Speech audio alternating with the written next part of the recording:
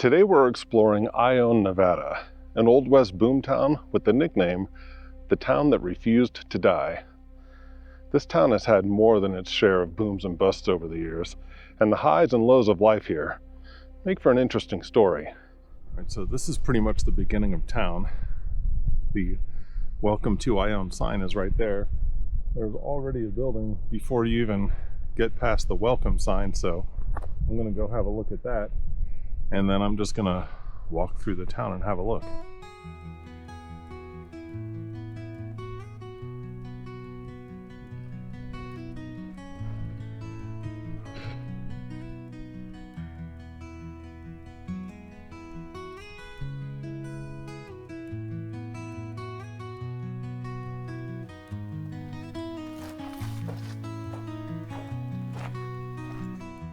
Well, they really did get some big blocks to put into these walls. Look at the size of this one. I'm not sure what kind of mortar this is.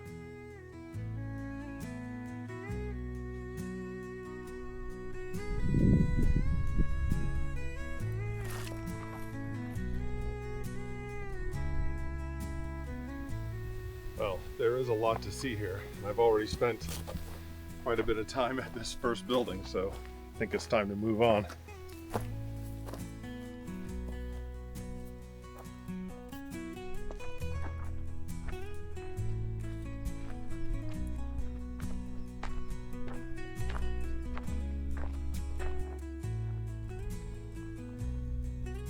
As you make your way into town, you can see that nearly every building has a private property or a no trespassing sign on it.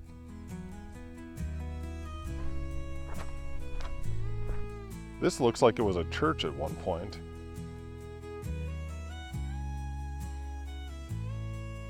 After walking up the road a little further, I reached the Ione General Mercantile.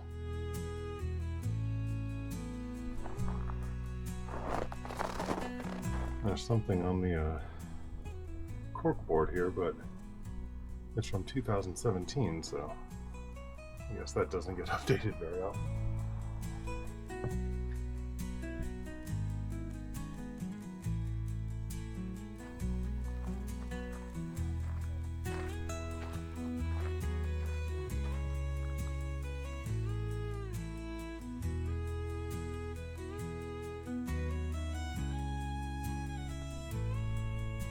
You got the Ore House Corral and the Ore House Saloon.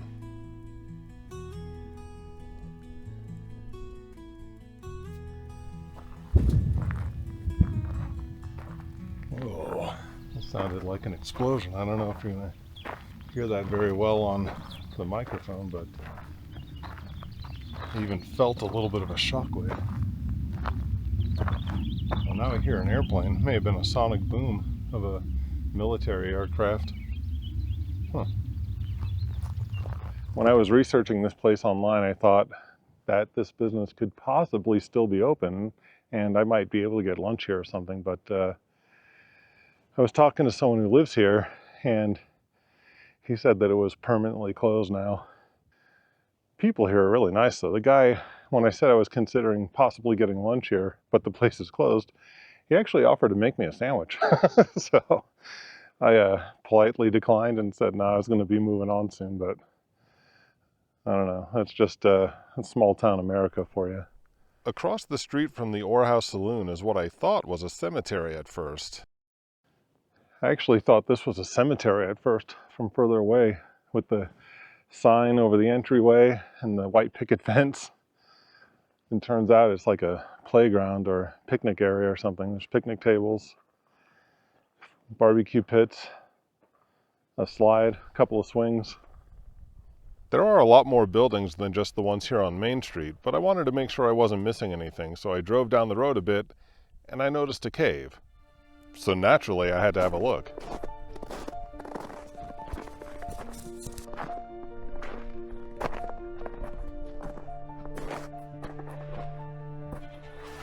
This is awesome.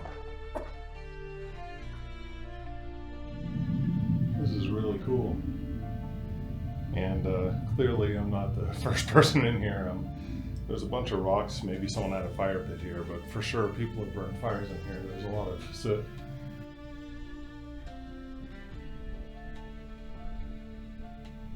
It also looks wet over there, like there's water seeping through.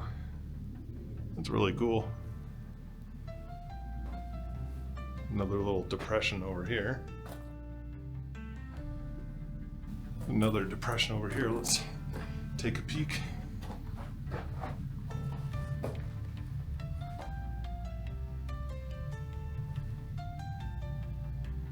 That's awesome. Not a big cave, but it's always fun to look around in a cave. There are still some more buildings to see, so let's head back into town and have a look at them. And while we do that, I'll tell you a little about the history of the town that refused to die. Although Ione is considered a ghost town, there are people who still live here. In fact, from its very beginning, in November of 1863 until today, there have always been people living here.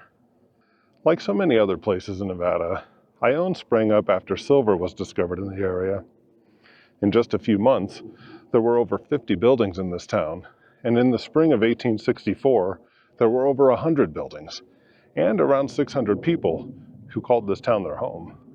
It would be easy to assume that Ione is just another in a long list of mining boom towns, but most of the mining was actually done in the nearby towns of Berlin, Union, and Grantsville, which are all about 7 to 10 miles away. Ione's success and rapid growth came because it was a center for trade and milling. Almost immediately after the town came into existence, local residents were petitioning the territorial government to form a new county, and after just 2 months, a new county was established, and construction began on a courthouse here. And then, Ione became the county seat of the newly established Nye County. The town of Ione sprang up and grew at an incredible pace, but its success was short-lived. In 1865, another silver strike was discovered in the town of Belmont, about 80 miles away. And by 1867, a significant percentage of Ione's population had moved to Belmont, which also became the new county seat of Nye County in February of that year. Because of the exodus of people leaving Ione for Belmont, there were a lot of economic hardships in this town.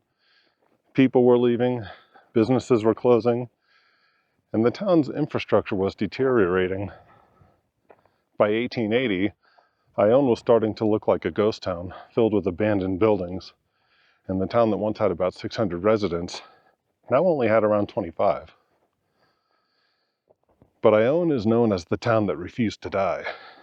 In 1896, nearly 30 years after the county seat and many of the town residents had moved to Belmont, a 10-stamp mill was constructed here in Ione. A prominent businessman purchased all of the mining and milling interests in the area. This gave the town new life. But this second boom was short-lived, because just 1 year later, the price of silver dropped substantially, making it no longer economically feasible to continue mining and milling operations.